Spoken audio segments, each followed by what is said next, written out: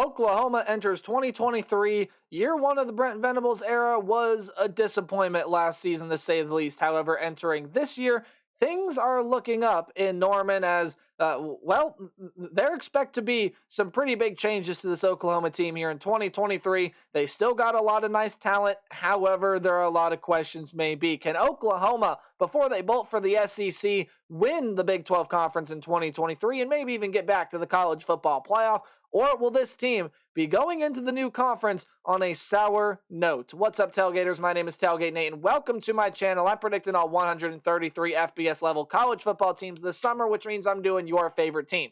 So hit the subscribe button and ring the bell so you know when your favorite team gets uploaded. But there are more ways than that you can help me support my channel. You're doing one right now by watching the video, and you guys can do more by liking, commenting, sharing, and anything else to help support my channel would mean a lot to me. Let's talk about the Oklahoma Sooners as Big 12 predictions continue here in 2023. Hey, how do we do preview predictions around here? Glad you asked. We go through a roster overview, take a look at who the team lost, who's coming back, and who's coming in through the transfer portal and recruiting class, as well as taking a look at the 2023 Sooners football schedule and giving it a good old-fashioned game-by-game preview and prediction. So, ladies and gentlemen, without further ado, I give you the Oklahoma Sooners in 2023. There were a lot of people that played quarterback for Oklahoma last year. In fact, I see a lot of them that threw a pass, but there were only two true quarterbacks for this team last year, and your top one on the team returns. Dillon Gabriel, the former UCF transfer, 3,168 yards, 25 touchdowns, 6 interceptions on 62% completion percentage last year. Will be that starter again for this team in 2023.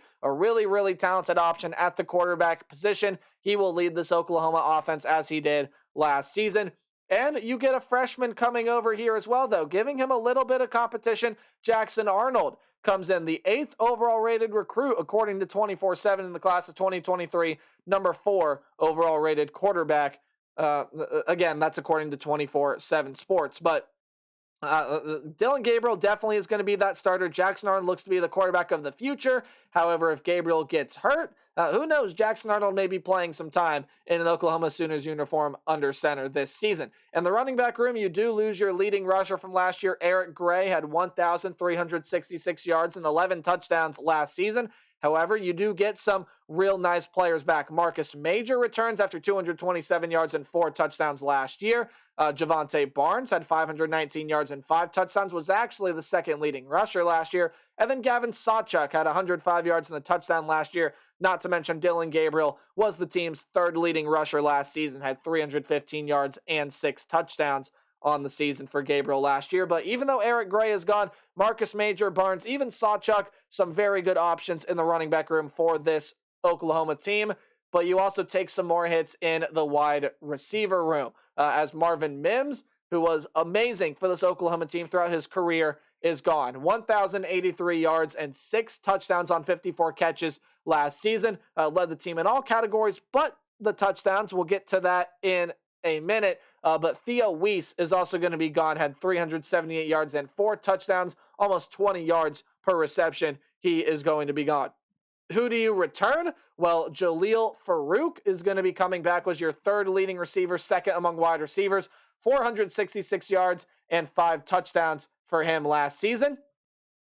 You're also getting back Drake Stoops, who was the 4th leading receiver, 393 yards and 3 touchdowns, and Gavin Freeman returns as well. But you're getting a transfer coming over from the University of Michigan and Andrew Anthony, only a 3-star rated transfer, but he can be a big impact player for this Oklahoma Sooners offense. Offensively, in the tight end room, you are going to lose Braden Willis, who was your second leading receiver and did lead the team in touchdowns last year at 514 yards and 7 touchdowns last season. However, Austin Stogner comes back to this Oklahoma team after a short stint with South Carolina, and then Blake Smith is another transfer you're getting into this team as well. So Blake Smith by way of Texas A&M, by the way. So some very talented players on the offensive side of the ball. And on the offensive line, you do lose Anton Harrison, Wanya Morris, and Chris Murray, but Andrew Ryam and McCade Matower, I believe I said that last name right. If not, I apologize. And you get a transfer coming over in Walter Rouse from Stanford, 4-star rated transfer according to 24/7 Sports. Defensively, what can we expect from this Oklahoma team?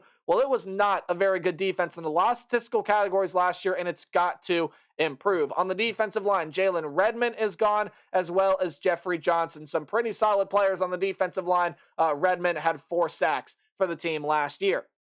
both of them are around the same number in tackles. Actually, they did have the exact same number of tackles, both of them with 23.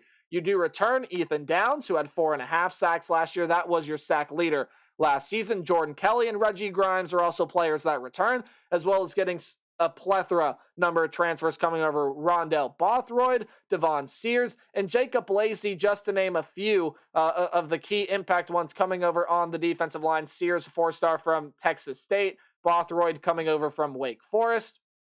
And then Trace Ford coming over from Oklahoma State. So there are a lot of talented players on this defensive line for Oklahoma. I would also be foregone if I didn't mention the recruit they have coming in, the 11th overall rated recruit in the class of 2023, Adepoju Adebawar. Probably said that name wrong, so I apologize, but you have him coming in as well. In the linebacker group, you do lose David Ugwogbu and Deshaun White. Ugwogbu had 109 tackles, 2 sacks last year, and then Deshaun White was your third leading tackler with 90, 2 sacks, 2 interceptions for him. In the linebacker room, Danny Stutzman was your leading tackler, 124 of them, 3 tackles, 2 interceptions. He comes back, as well as Jaron Kanek, and you get a transfer from Indiana into Son McCullough. In the defensive back room, CJ Colden and Justin Broyles are going to be 2 names that are going to be gone off that defensive back room. Broyles, 66 tackles last year, was really, really good.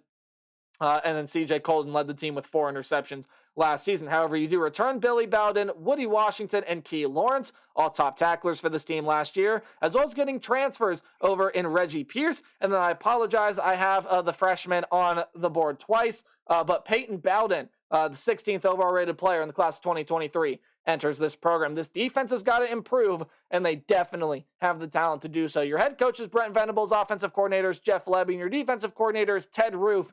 As we take a look at the schedule for the Oklahoma Sooners. Hey, you know how this works by now. If not, let me break it down. Any game the Sooners will be playing in Norman or at home is going to be underlined, and any game on the road will be in italics or the slanted text. Any game in green is a game I think the Sooners will win easily. Any game in yellow is a game where if the other team's going to put up a fight, but Oklahoma inevitably will win, and red is a loss. So without further ado, I think Oklahoma's going to start out with some easy ones to start out 2023. I think Arkansas State by no measures matches up to the talent of Oklahoma. Oklahoma will be able to win that one. I think they'll also be able to win against SMU. They do lose Tanner Mordecai, who was transferred over to Wisconsin. Still don't sleep on the Mustangs. That's a very, very solid team. However, I believe that they, again, are no match for the Oklahoma Sooners. And then the Tulsa Golden Hurricane, I do not believe will be any match for the Oklahoma Sooners either. So 3 wins to start out 2023, and I think 3 pretty comfortable wins to start out 2023 for the Oklahoma Sooners. I think it's going to be a great confidence boost for this team after the way things went for this Oklahoma team last year. But may I remind you, this is kind of exactly how Oklahoma started off the year last year, with 3 really good wins, a beatdown of Nebraska, and everyone thought this is the team that was in the top 5 college football playoff, and then they started to fall off once they got in Big 12 play. I don't anticipate that happening this year, and you get an easy one to start off with Cincinnati. Now, Cincinnati is losing a lot more than players. Their head coach in Luke Fickell is leaving that team as well. But in terms of players, Ben Bryant has transferred over to Northwestern. There are a lot of pieces that are going to be gone offensively, defensively, that have transferred to Wisconsin and other programs because of Luke Fickell going over to coach in Madison for the Wisconsin Badgers. Cincinnati, again, entering the Big 12 this year, is going to be a team that I think is going to put up a fight, going to put up some pretty solid numbers, but at the end of the day, I don't know that translates to a lot of wins in this conference. So Cincinnati will lose to Oklahoma, I think, pretty handedly there. I also do think Oklahoma will beat Iowa State. Now, don't count out the Cyclones this year, though. They have the coaching to get back to a bowl game with Matt Campbell, and I think they have a lot of good talent to do so. Hunter Deckers at quarterback, Jarrell Brock at running back. Yes, you lose Xavier Hutchinson, but there are a lot of good pieces in the wide receiver room already. And then when you take a look just in general at that Iowa State defense, yes, it loses some good pieces, but overall, I like what Iowa State's got. I don't think they're going to be any match for Oklahoma, though. So look at that. I got 5 blowout wins to start out the year for Oklahoma. But then this is where things start to take a turn south. And I think this is where Oklahoma's defense will really start to get tested, is against this Texas offense. I think with Quinn Ewers, even though they are losing Robinson and Johnson in the running back room, I think that running back room will still be really good. And they got a lot of weapons there with my apologies. They got a lot of weapons there in the wide receiver room. A.D. Mitchell transfers into what they already have. And this Texas defense, while it loses some key contributors, is going to be really good. And that's what gives me pause about this Oklahoma team. Can the defense can the defense basically cut the numbers from last year in half? And can it keep up with this Texas offense? As of right now, I don't have a lot of confidence that it can, which is what is leading me to predict Texas to beat Oklahoma in the final institution of the Big 12 edition of the Red River Rivalry. So after that Texas game, you do get your bye week here, and then you get to play UCF. UCF, I think, is going to be a very tough out for this Oklahoma team. I think Gus Malzahn and company are going to be very tough. With John Rice Plumlee at quarterback, they've got a lot of talent surrounding him, and that is the addition to the Big 12 that I think a lot of teams ought to watch out for. UCF is going to be a dangerous team in the Big 12 this year.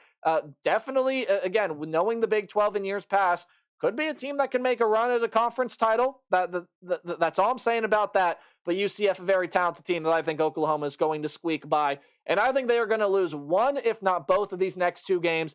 My personal belief is it is to the Kansas Jayhawks right here. I think Kansas is going to get the better of Oklahoma here in Week 9. Kansas is coming off their bye week in this game. They're going to have 2 weeks to prepare for Oklahoma. Oklahoma's coming off a tough fight against UCF, and I think Kansas has all the pieces to be able to do it. They have Jalen Daniels, Devin Neal, a lot of talent offensively, and yes, while that defense might not be able to contain Oklahoma, I don't think this Oklahoma defense is going to be quite up to standard yet either. They haven't shown me enough to where they really are going to improve tremendously from where they've been last year. I think they're going to get better. I have faith in this defense and Brent Venables to at least improve from where it was last year. But I think they're going to drop one of these next two games here. I think Kansas more so has the offensive pieces to do it, and I think the Jayhawks get the better of the Sooners here in 2023, which leads me to believe that Oklahoma will be motivated coming off that loss. It is the last time Bedlam will be played, at least for quite some time, as the Oklahoma State Cowboys really have a lot of questions offensively too. Spencer Sanders is going to be gone off that team. They're losing some talent offensively. Now, don't count out Coach Gundy. That's something that you just never do. And with it being Bedlam, I see it being a very close competitive game. But at the end of the day, I also think Oklahoma's offense will be too much for the Oklahoma State Cowboys' defense that will lead them to win that game there. And I think Oklahoma's defense, contradictory to what I just said in that last game, will step up and make some plays against that offense to help them win the game. West Virginia is going to be a team this year that is going to be very interesting to watch, but they're losing a lot of talent. I think this is going to be a team that's going to sit towards the bottom of the Big 12 conference this year. I think Oklahoma will be able to run over West Virginia there in that game. Now, BYU and TCU are two very interesting games to close out your schedule. BYU is going to be no pushover. This is the team with Keaton Slovis at quarterback, a lot of talent offensively, and Kalani Sitake's defense is looking pretty good entering 2023, albeit there are some question marks on this BYU team, and with being independent for so long, they've played some tough schedules. Are they ready for the heat of the Big 12 Conference? Now, to my knowledge, I do not believe Oklahoma has ever beaten BYU. Why not start that this year? I think the Sooners go on the road and are going to be able to beat the BYU Cougars there. And then I also think they're going to beat TCU as well. TCU is a team where I believe that is a team that is still going to have some really good talent on it, but they're losing a lot from last year. Max Duggan, Quentin Johnson, some good pieces on defense as well. I don't think TCU is going to be as good as they were last year, and I think Oklahoma's offense will be able to really give it to this TCU defense. So with that, the Oklahoma Sooners, in my opinion, go 10-2. Again, I could just as easily see 9-3, but this defense has got to get better from where it was last year for Oklahoma to really be a true national title contender. But I can see this team easily walking their way into the Big 12 championship game. So that's going to do it for the Oklahoma Sooners. Let me know what you guys think on this team in the comment section below. And remember to play hard but tailgate harder. See all you guys in the next video. Goodbye.